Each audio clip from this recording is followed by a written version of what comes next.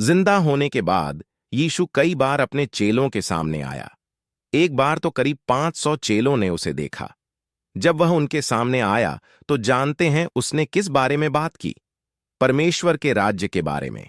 यहोवा ने यीशु को धरती पर इसी राज्य के बारे में सिखाने के लिए भेजा था। इसलिए जिंदा किए जाने के बाद भी यीशु इसके बारे में सिखाता रहा। क्या आपको याद है परमेश्वर का राज्य क्या है? जी हां, यह परमेश्वर की सचमुच की एक सरकार है जो उसने स्वर्ग में बनाई है।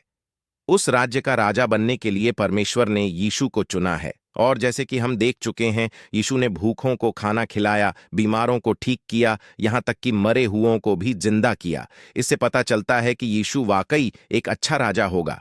जब वह 1000 साल के लिए स्वर्ग से धरती पर राज करेगा तो पता है यह धरती कैसी बन जाएगी।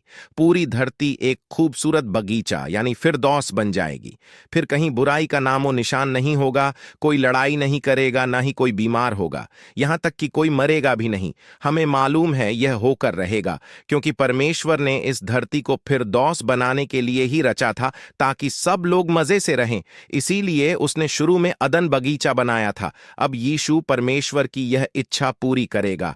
यीशु दोबारा जिंदा होने के 40 दिन बाद तक अपने चेलों को दिखाई देता रहा।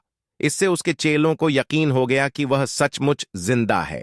अब उसके स्वर्ग वापस जाने का समय आ गया था। लेकिन स्वर्ग जाने से पहले उसने अपने चेलों से कहा, जब तक तुम लोगों को पवित्र शक्ति नहीं मिल जाती तब तक यरूशलेम में ही रहना। आप सोच रहे होंगे कि यह पवित्र शक्ति क्या है? पवित्र शक्ति परमेश्वर की ताकत है। यह तेज हवा की तरह है जिसे हम देख नहीं सकते, मगर उसकी ताकत को जरूर महसूस कर सकते हैं। परमेश्वर की पवित्र शक्ति से यीशु के चेलों को परमेश्वर की बात मानने में मदद मिलती। सबसे आखिर में यीशु ने कहा, तुम्हें धरती के कोने कोने तक लोगों को मेरे बारे में बताना है। जब यीशु यह कह चुका तब एक गजब की बात हुई। वह स्वर्ग की तरफ ऊपर उठने लगा। फिर एक बादल बीच में आ गया और यीशु को ढक लिया। इसके बाद चेले उसे नहीं देख पाए। यीशु स्वर्ग चला गया और वहीं से अपने चेलों पर राज करने